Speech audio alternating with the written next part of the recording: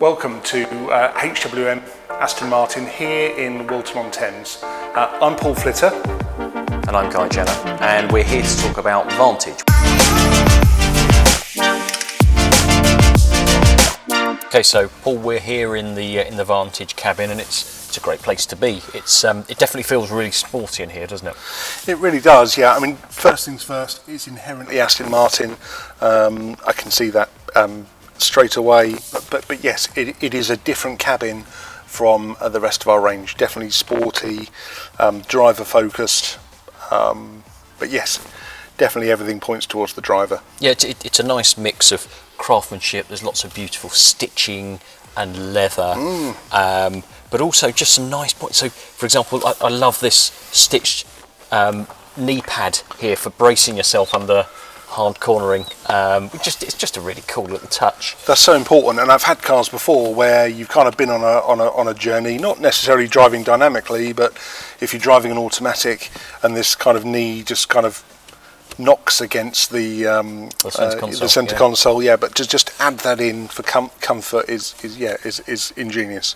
And then decent storage space. So we've got a central armrest here, but importantly, behind the seat. So we've got kind of a two-stage shelf. So one directly behind the seats, and then the rear shelf that we've spoken about in terms of boot space. So there's plenty of places to put things in the cabin. Now I also like the material options on Vantage. So this is the only model in the range where you can have a full Alcantara interior. So we've got a lovely Alcantara roof lining in this cabin, but leather main interior. But when you tick that Alcantara option, you can either have part leather, part Alcantara, or you can go full Alcantara. So you can have a whole dashboard covered in Alcantara as well as all of the seats and so on. It just feels immensely sporty. That's incredible, yeah. I personally, I love the feel of Alcantara. I'd definitely choose that option, but to have the benefit of either leather, Alcantara, or a mixture of two, is really cool. And so over to controls and so on. Now, something Aston Martin do very well is, looking at the centre console, is good old-fashioned buttons. And I say old-fashioned, but more than anything, what you don't find is that what you need is deep within a menu in the infotainment system. Yes, there are definitely things you need to use the infotainment for, but actually the quick reference buttons is what I'll call them, the bits that you need quickly and regularly. The shortcuts like you'd find on your smartphone. Yes, they're there, you can press them. So I really like that, and it feels driver focused, there's no doubt about it. And moving to the steering wheel, smaller diameter. Yeah, it instantly feels that, and maybe it's not, but it almost feels inspired by 177. Yeah, in terms of shape and so on. Yeah.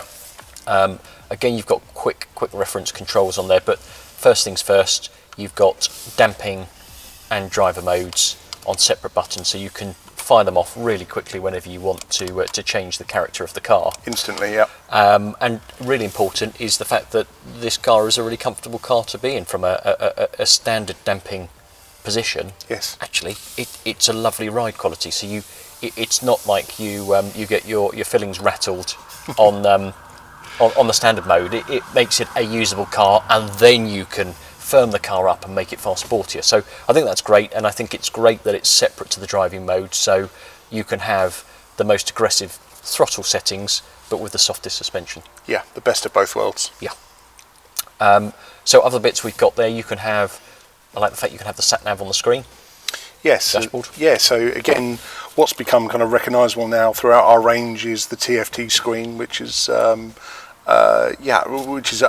remarkable kind of shift if you go back kind of 5 years in terms of what we had. But yeah, you can configure the information that's pertinent to what you want at that time. Brilliant. And then this steering wheel, next up we've got some lovely paddles, and I can see they're a beautiful metal finish, and all the way through an Aston from the front nose to the rear boot is authentic material. So again, if it looks like metal, it is metal. That's an important thing to us. Yeah, you said that before, but I mean, it's generally true. It's difficult to kind of convey that, but I mean, even these are cold to the touch. Yeah. And the paddles, the door opener. Yeah, the craftsmanship's exquisite. And then your seating position, so these are fully electrically adjustable. You can upgrade these electric seats to 16-way adjustable with lumbar support as well, so you can get immensely comfortable. Yep, and I think you can save those on the key as well, so seat and the mirrors, and now the steering wheel to your key configuration. Yeah, that's nice, so you can get different a configuration for your driver and co-driver, as it were, so it automatically adjusts to your needs. So one of the things that I remember when Vantage first launched is that the technology pack was an option, and that consisted of things like the touchpad. Yes. The keyless entry, which Yep. is a really, really cool feature if you've got your hands full or you're on the phone or something, you just need to get into the car without finding your keys. Yes. A really cool feature as well is the blind spot monitoring, where the car has the ability to detect cars that are coming down either your near side or offside when you're driving around. So it presents it in a real cool way. It's either audible or visually through the mirror. But again, that's part of the technology pack. And again, talking about the craftsmanship, glass switches are now standard. So I guess what I'm trying to say is that the technology pack now is standard. So it's not something you've got to opt for. You've got all those things now as standard fit. And then we've got, in terms of the seats, so we're sitting in Sport Plus seats, which have a bit more shoulder support. Yes, I feel that. Just a slightly more contoured shape overall. Now the seating position with Vantage, again, it's the car with the shortest footprint, but actually it's really accommodating. So Aston Martin have created a cabin that will accommodate the 99th percentile of human down to the 5th.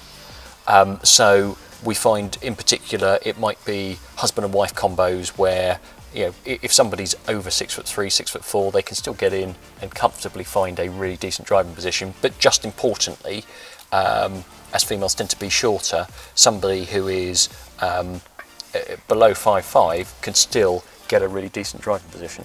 Yes, I agree with that completely. One of the other features that I like about the technology on this car is the auto park assist. Now that's a super, super clever device. It's been around for a couple of years now, but I'm not sure how often it's used, but it's got the ability to detect whether there is parallel or perpendicular parking spaces, whether your Aston Martin will fit in them. So the car will actually hunt, if you forgive the expression, being a hunter, it will actually hunt the parking space, whether the Vantage can fit in it, and guess what? It will park it as well. Brilliant.